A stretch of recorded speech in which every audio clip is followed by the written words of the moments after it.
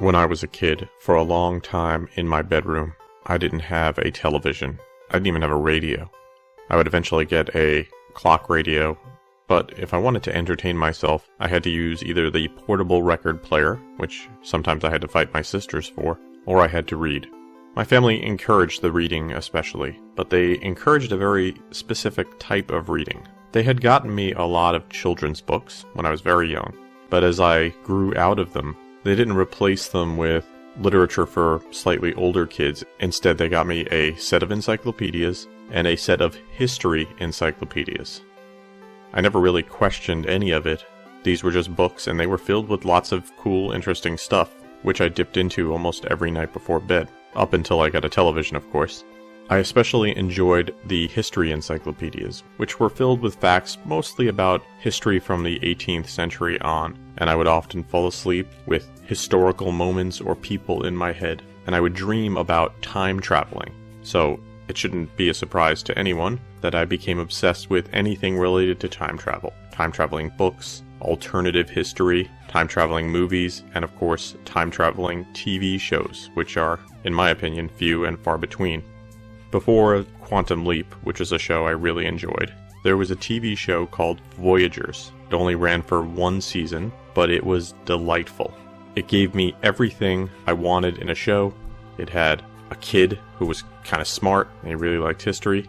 It had action, plus it was the type of show that I could lure my grandmother away from 60 Minutes to watch, because it was up against 60 Minutes. And she wasn't watching it because she liked history. She watched it because the lead character in the show, I think she thought he was hunky. So I could get her to watch that with me.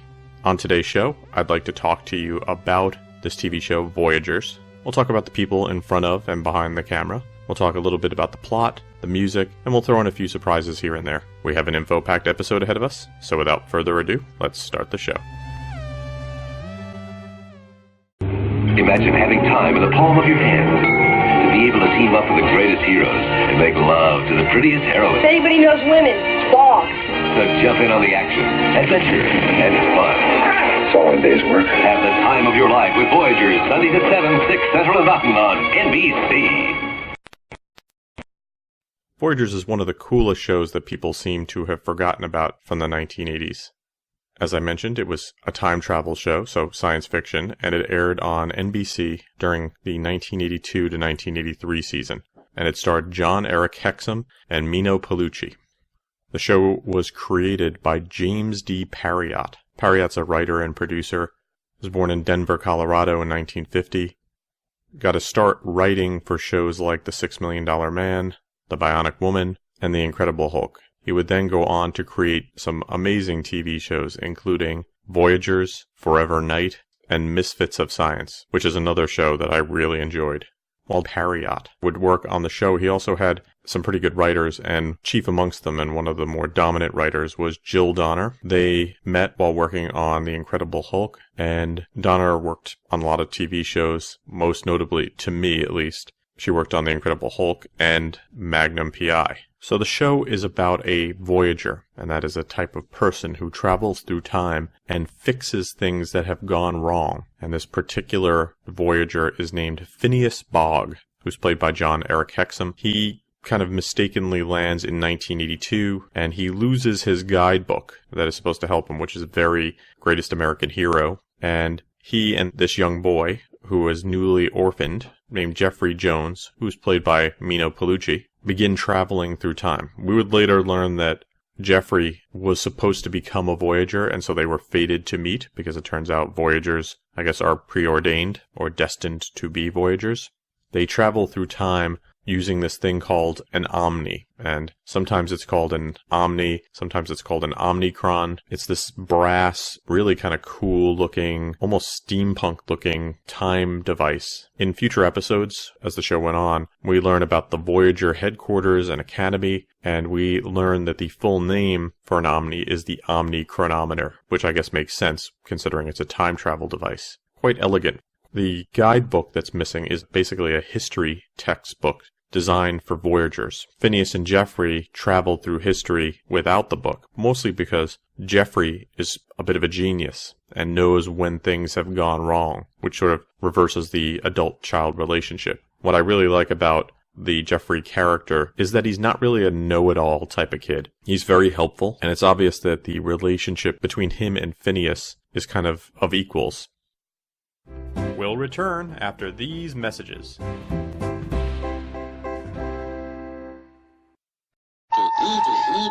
My kids are wild about E.T. Now there's a whole collection of E.T. toys. This one talks. Oh. There's Elliot on his bike with E.T. and a spaceship. Here he comes. Aren't these little E.T.s cute? Wind this guy up, he walks. Almost like the real E.T. My kids really love their E.T. toys. They actually believe E.T. lives in their closet. The E.T. Toy Collection from LJN. Thank you. Come on, let's check out Flossy's Hot Wheels. Checking out the news about Hot Wheels. An 80s Firebird. It's a Hot Wheels Hot One. Hot Ones, what's that? That's new. Gold colored mags. Check out those racing axles. Goes really fast. Check it out. Hot Wheels are checking out. Yeah! Hot Wheels Hot Ones 80s Firebird. Some cars not for use with some sets. New from Hot Wheels by Mattel. And now, back to our show. Now a little bit about the cast of the show, and it's pretty simple since we only have two main characters. John Eric Hexam played Phineas Bogg. Hexam was born in 1957. Sadly, he passed away very young in 1984. He started off as a model, stage actor, born in Englewood, New Jersey. Yay! When he graduated from high school, he moved to New York. This was in 1980, and started a acting career. Had a bunch of jobs that you typically do as a hungry actor, and then would land a role in some movies. Then he was cast in a pilot called Voyager from the Unknown, which was the pilot for the series Voyagers. Hexam was a good-looking guy. He would be cast in other TV shows and made-for-TV movies. Eventually, he would land a role on the TV show Cover Up. I bring this up because this is where a real tragedy struck. In the show, he played a guy named Mac Harper, who was an undercover CIA operative who was posing as a male model, and articles I've read about him seem to say that he was very happy to have landed this role. Unfortunately, during shooting of an episode, when things have gotten a little quiet, Hexam was kind of joking around with a prop gun, and he fired the gun and shot himself, and he died because of that. I remember when Brendan Lee died, there was a whole bunch of news about it and accidental deaths, and I remember them bringing back stories about Hexam again. It's a shame because he seemed to have a big future ahead of him. Jeffrey Jones was played by Mino Pellucci. Pellucci was born in 1970, was born in Amsterdam in the Netherlands, and he is the half-brother of Punky Brewster, Soleil Moon Frye. Had quite a career, worked on a lot of TV shows, Silver Spoons, The A-Team, The Incredible Hulk, before being cast in Voyagers. He would eventually go to college and become a history teacher. In the 1990s, he had a position at Hollywood High School. Currently, online, I found that he is a photographer and does writings. You can check out his website online.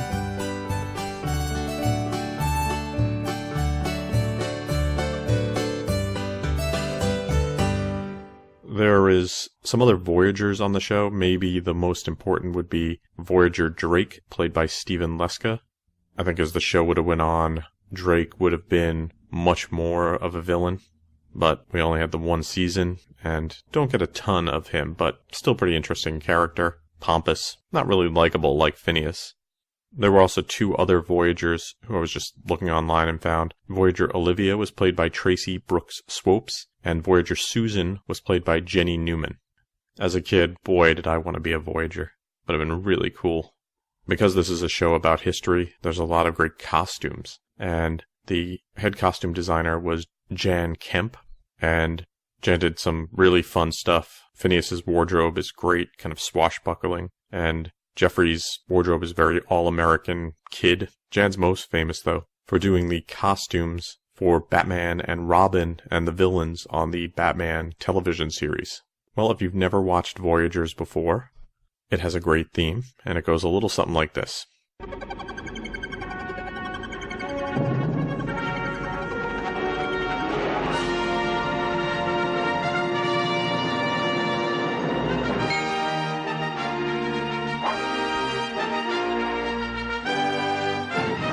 We travel through time to help history along. give it a push where it's needed.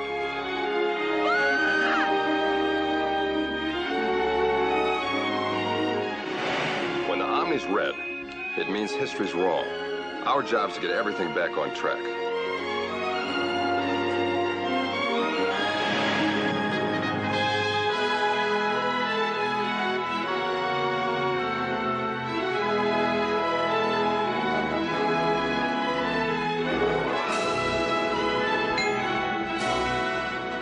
Green light, kid. We did it.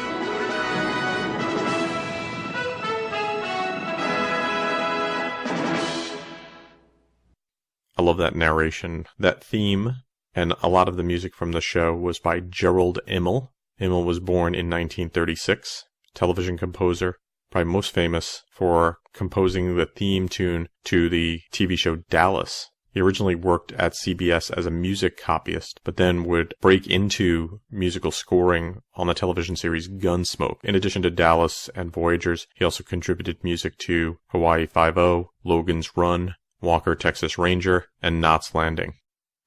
We'll return after these messages. Indy, over here. Indiana Jones, at your service, Toad. Ah!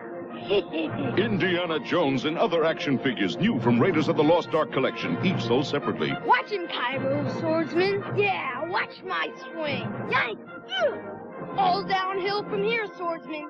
You'll be sorry, Jones. Tricked you again, Toad. Indiana Jones, Toad, and Cairo Swordsman action figures, each sold separately from Raiders of the Lost Ark collection, new from Kenner.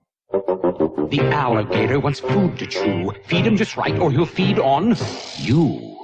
Better be lucky with the spinner that tells you to feed him or take out his dinner. Give him a TV, only he knows just when his jaws are ready to close. Take out a jug, put in a case. He's losing his patience, just look at that face. Feed him a can if that's what you choose. Throw in a block and you lose. The alligator game. And now, back to our show. I would talk about this show with anybody who would hear me throughout most of the 80s and into the 90s. Eventually, I would get my hands on some VHS copies of the show. I watched those shows to death and shared them with just about anybody who would sit down and watch them with me. Fortunately, you don't have to do that anymore because the show was released on DVD. All 20 episodes were released in 2007. There are lots of shows like Voyagers that came and went and are largely forgotten by most. But that doesn't mean they're not great shows. They just couldn't necessarily find the audience, or there was political reasons why they were canceled. I think Voyagers, because it's an educational show, is great to watch with anyone who's interested in history, especially kids. They could learn a lot. It also represents high adventure. The unknown, traveling to areas where you're never sure what's going to happen. The show even ended with Mino Pellucci in a voiceover saying, if you want to learn more about whatever the show was about, take a voyage down to your public library. It's all in books. And for a brief period, it wasn't just all in books, it was also on TV. And that's why this was a great show and worth checking out. Thanks for listening to the show. For more retro fun, drop by the website at www.retroist.com. You can follow me on Facebook and Twitter. I'm at facebook.com/retroist and twitter.com/retroist. Thanks for listening to the show, and I hope you have a great weekend. If you want to learn more about the Retroist, take a voyage down to your public library. It's all in books.